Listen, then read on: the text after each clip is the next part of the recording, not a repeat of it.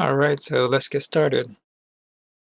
So I start with the wireframe of the figure, and just to keep it simple, put in the head, body, arms, legs, a couple lines.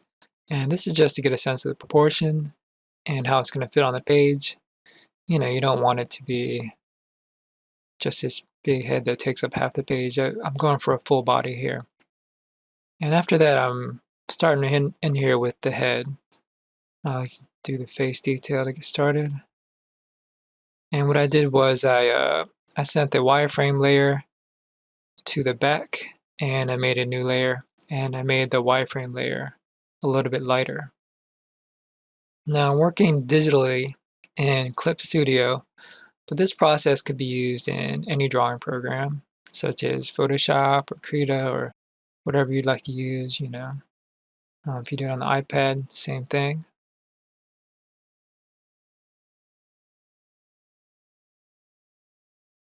And I'm doing some side sketches to kind of go into more detail about what I'm doing with the character drawing.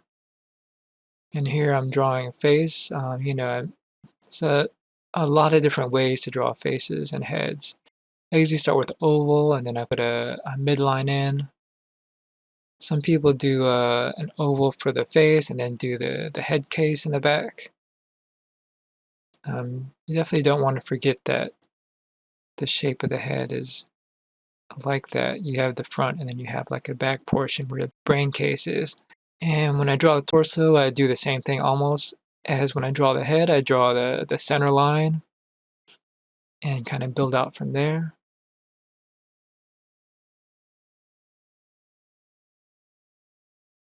Now the shapes I'm drawing, okay, well here's a rib cage, and you draw the sternum, the clavicles, and you have the neck, and then you have the spine in the back, the obliques, the inguinal line, and you have the pectorals and the shoulders and arms, and going back to the neck and put the head on. And this is all sort of like underneath when I'm drawing characters. It's almost a second nature or instinctual at this point.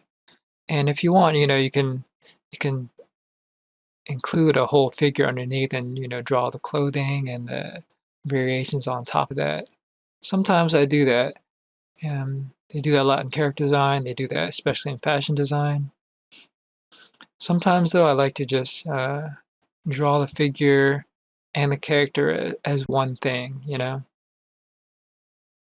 Because the body and the character are kind of a part of the design, the anatomy, the portions of the figure, and how it interacts with the clothing or the armor, the costume. It all kind of goes together as opposed to just drawing a figure and then, putting different clothes on there, which is another approach.